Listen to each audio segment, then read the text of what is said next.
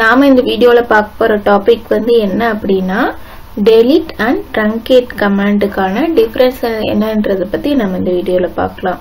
Okay, delete statement வந்து நம்ம டேட்டாவை delete பண்றதுக்காக, அதாவது டேபிள்ல இருக்கிற ரெக்கார்ட்ஸ் ஆர் ரோஸை சிங்கிளாவோ இல்ல மல்டிபிளாவோ delete பண்றதுக்காக யூஸ் பண்றது தான் delete ஸ்டேட்மெண்ட்.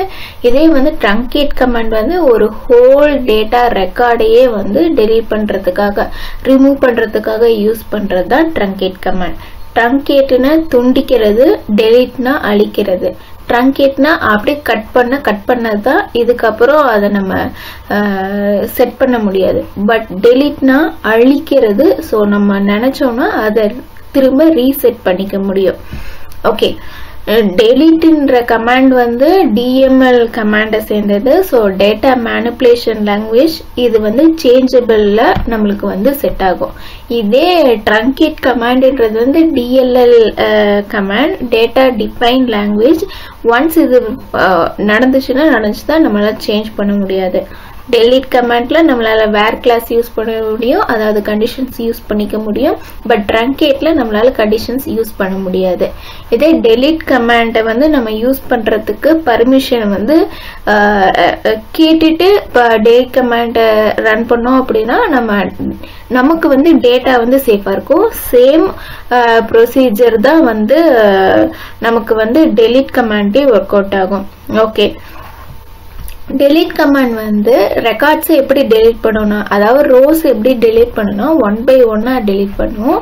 இதே வந்து truncate கமாண்ட் வந்து delete பண்ணுச்சுன்னா ஹோல் இதுவுமே delete பண்ணி விட்டுரும். ஓகே, இதே delete கமாண்ட் வந்து ஏதாச்சும் ஒரு டேபிளோட டேட்டாவை நம்ம delete பண்ணிட்டோம் அப்படின்னா நம்மளால ரீஸ்டோர் பண்ணிக்க முடியும். எதை வச்சு அப்படின்னா மெமரி லாக் வச்சு நம்மளால ரீஸ்டோர் பண்ணிக்க முடியும். இதே வந்து இது truncate கமாண்டா இருந்தா நம்மளால ரீஸ்டோர் பண்ண முடியாது, ஏன்னா மெமரி லாகே வந்து அந்த இடத்துல சேவ் ஆயிருக்காது. இதே வந்து நம்ம delete பண்ணும்போது டேபிளோட ஐடென்டிட்டியை வந்து நம்மளால ரீசெட் பண்ண முடியாது. இதே truncate கமாண்ட்ல வந்து டேபிளோட ஐடென்டிட்டியை ரீசெட் பண்ண முடியும். அதாவது இப்போ ஒரு டேபிளை எப்படி ஃபர்ஸ்ட் ஸ்டார்ட் பண்ணோமோ அதே மாதிரி truncate-ஆல செட் பண்ண முடியும். பட் delete கமாண்டால அப்படி செட் பண்ண முடியாது. ஓகே, இப்போ நம்ம delete கமாண்டை எக்ஸிக்யூட் பண்ணும்போது truncate கமாண்டை கம்பேர் பண்ணும்போது அதை விட நம்மளுக்கு ஸ்லோ, ஏன்னா 1 by 1 delete ஆயிட்டு இருக்கு. பட் truncate கமாண்ட் வந்து delete விட ஃபாஸ்ட், ஹோல் ரெக்கார்டே டக்குன்னு delete பண்ணி விட்டுரும். ஓகே, நம்ம இப்போ delete கமாண்ட் வந்து ஒரு டேபிள்ல ஆக்டிவேட் பண்ணிருக்கோம்னா அந்த டேபிள்ல செலக்ட் பண்ணிருக்கிற எல்லா இப்போ கண்டிஷன் எழுதியிருந்தோம்னா எந்தெந்த ரோஸ்ல வந்து நமக்கு வந்து செலக்ட் ஆயிருக்குதோ ஸோ அதுவுமே டெலீட்டுன்ற இத கேட்டகரியை தான் சேரும். ஸோ அந்த இதுவுமே ட்ரிகர்ல தான் இருக்கும். ஸோ அதனால என்னன்னா டேபிள் வந்து delete ஆகிறப்ப நம்மளுக்கு வந்து ட்ரிகர் delete-ல இருக்கிற எல்லா கமாண்டும் ட்ரிகர்ல இருக்கும். truncate வந்து சேம் தான், பட் ஹோலா delete பண்றதுனால நம்மளுக்கு எந்த ப்ராப்ளமும் இல்லை. இப்போ நம்ம வந்து delete கமாண்ட் மூலமா ஏதாச்சும் டேட்டாவை delete பண்ணிட்டோம் அப்படின்னா நம்மளால ரீஸ்டோர் பண்ணிக்க முடியும். பட் truncate மூலமா delete பண்ணோம்னா ரீசெட் வந்து பண்ண முடியாது. ஓகே, delete கமாண்ட் வந்து நம்ம ரன் பண்ணும்போது நிறைய மெமரி ஸ்பேஸ் எடுத்துக்கிட்டு தான் delete கமாண்ட் ரன் ஆகும். ஏன்னா query கண்டிஷன்ஸ் இதெல்லாம் செட் பண்ணி அதுல இருந்து ஃபில்டர் பண்ணி அப்புறம் தான் எக்ஸிக்யூட் ஆகுது. ஸோ அதனால மெமரி ஸ்பேஸ் லாட்டா ஆக்குபை ஆயிருக்கும். பட் truncate கமாண்ட்ல வந்து அப்படி ஆகியிருக்காது. ஓகே, எக்ஸ்ட்ரா நோட் பாயிண்ட் என்ன அப்படின்னா நம்ம வந்து truncate கமாண்ட்ல ஒரு டேபிளுக்கும் இன்னொரு டேபிளுக்கும் நம்ம ஃபாரின் கீ செட் பண்ணி வச்சிருந்தோம்னா நம்மளுக்கு truncate கமாண்ட் வந்து எக்ஸிக்யூட் ஆகாது, ஏன்னா ஒண்ணுக்கு ஒண்ணு ரிலேஷனலா இருக்கு. ஸோ truncate கமாண்ட் வந்து நம்மளுக்கு எக்ஸிக்யூட் ஆகாது. delete கமாண்டுக்கும் truncate கமாண்டுக்கும் என்ன டிஃபரன்ஸ்ன்றத MySQL டேட்டாபேஸ்ல நம்ம இப்ப பார்க்கலாம். ஓகே, delete command execute பண்றதுக்கு table exampleன்ற டேபிள் எடுத்துக்கிறேன். அதுல வந்து நான் என்ன டேட்டா fetch பண்ண போறேன்னா table standardல empty-ஆ இருக்கிற ரெக்கார்டை மட்டும் delete பண்ணுன்ற கண்டிஷன் கொடுத்து delete command ரைட் பண்ண போறேன். சோ அதனால என்ன பண்றேன்னா SQL command எழுதுறதுக்கு SQL command tabக்கு போய்ட்டேன். ஓகே, delete பண்றதுக்கு என்ன command அப்படினா deleteன்ற keyword யூஸ் பண்றோம்.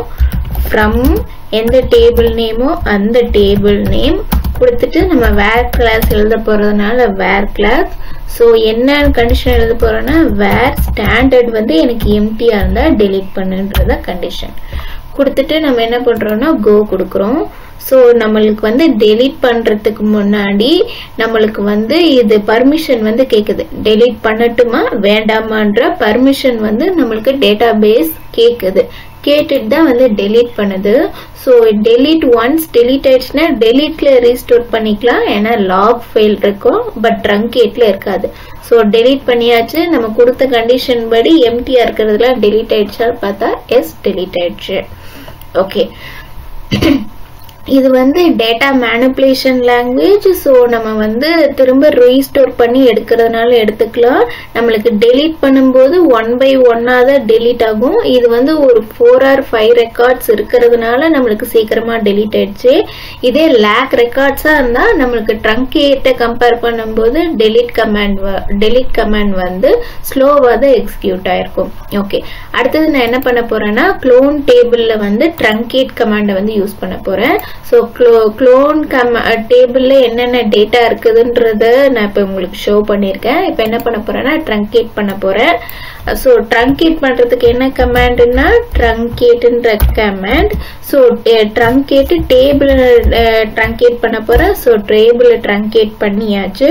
பண்ணிட்டு என்ன பண்றேன் அப்படின்னா டேபிளோட நேம் கொடுக்கிறேன். டேபிளோட நேம் என்னன்னா clone டேபிள்ன்றத டேபிள் நேம். சோ கொடுத்துட்டேன். இதுல வேர் கண்டிஷன் நம்ம செட் பண்ண முடியாது, பட் டெலீட்ல வேர் கண்டிஷன் செட் பண்ணலாம். டெலீட்ல டேபிளோட ஸ்ட்ரக்சரை வந்து நம்ம ரீசெட் பண்ண முடியாது, பட் ட்ரங்கேட்ல நம்மளால ஸ்ட்ரக்சரை ரீசெட் பண்ண முடியும். அதாவது இப்ப ஆட்டோ இன்கிரிமெண்ட் கொடுத்திருந்தோம்னா இப்போ வந்து நம்ம டெலீட் பண்ணிட்டு மறுபடியும் ஏதாச்சும் ரெக்கார்டு ஆட் பண்ணோம் அப்படின்னா எந்த ஆட்டோ இன்கிரிமெண்டோட ஸ்டாப் ஆச்சோ அதுக்கப்புறம் இருந்தது ஸ்டார்ட் ஆகும். பட் ட்ரங்கேட் பண்ணிட்டோம் அப்படின்னா ஃபர்ஸ்ட்ல இருந்தே நம்மளுக்கு வந்து சீரியஸ் வந்து ஃபாலோ ஆகிட்டு வரும். ஓகே, இப்போ நான் truncate கமாண்ட் எக்ஸிக்யூட் பண்றேன். சோ truncate கமாண்ட் எக்ஸிக்யூட் பண்றதுக்கு முன்னாடி mysql கமாண்ட்ல நம்மளுக்கு வந்து truncate கமாண்ட்லயும் நம்மளுக்கு வந்து mysql டேட்டாபேஸ்ல truncate பண்றதுக்கு முன்னாடி பர்மிஷன் கேக்குது truncate பண்ணட்டுமான்னு. ஓகே கொடுத்தோம் அப்படின்னா நம்மளுக்கு வந்து truncate ஆயாச்சு. ஆனதுக்கு அப்புறம் எத்தனை செகண்ட்ஸ் ஷோ பண்ணிருக்கு, நம்ம போய் டேபிள பார்த்தோம்னா டேட்டா எதுவுமே இல்ல, அப்படியே ரீசெட் ஆயிருக்கு. சோ இப்ப நம்ம வந்து இன்சர்ட் ஏதாச்சும் பண்ணோம்னா ஐடி 1 2 3ன்றத நம்மளுக்கு ஃபாலோ அப் ஆகும். ஓகே, டெலீட்டுக்கும் ட்ரங்கேட்டுக்கும் என்ன டிஃபரன்ஸ்ன்றத பார்த்தோம். எக்ஸ்ட்ரா பாயிண்ட் என்ன அப்படின்னா டிராப் கமாண்டும் இதுல இன்க்ளூட் ஆகும். டிராப் கமாண்டும் நம்மளுக்கு எதோட சேரும் அப்படின்னா DLL கமாண்ட்ல சேரும். ஏன் அப்படின்னா இது வந்து டேபிளே அப்படியே டெலீட் பண்றது. ஒரு டேபிளோட டேட்டா டெலீட் பண்ணாம டேபிளே நம்ம எடுக்கிறதுக்காக யூஸ் பண்றது தான் வந்து டிராப் கமாண்ட். ஓகே, எக்ஸாம்பிளுக்கு நான் எதை காமிக்கிறேன் அப்படின்னா clone டேபிள வந்து நான் டிராப் பண்ண போறேன். சோ டிராப் பண்ண போறதுனால டிராப் டேபிள்ன்றதுனால டேபிள் கொடுத்துட்டேன். டிராப் டேபிள் எந்த டேபிள்னா clone டேபிள்ல தான் டிராப் பண்ண போறேன். சோ clone டேபிள நான் டிராப் பண்ண போறேன்னு சொல்லிட்டு கோ கொடுக்குறேன். இப்போ கொடுத்துட்டு இதை டிராப் பண்றதுக்கு முன்னாடி நம்மளுக்கு mysql டேட்டாபேஸ் வந்து பர்மிஷன் கேக்குது. ஏன் அப்படின்னா ஒரு ரெக்கார்டை டேட்டாபேஸ்ல இருந்து ஒரு டேட்டாவை டேட்டாபேஸ்ல இருந்து டெலீட் பண்றதுக்கு முன்னாடி அது நம்ம கிட்ட பர்மிஷன் கேக்குது. சோ ஓகே கொடுத்தோம் அப்படின்னா டிராப் ஆயிடுச்சு. இந்த இடத்துல பாத்தீங்கன்னா clone டேபிள்ன்ற ஒரு டேபிளே இல்லாம டெலீட் பண்ணியாச்சு. ஓகே,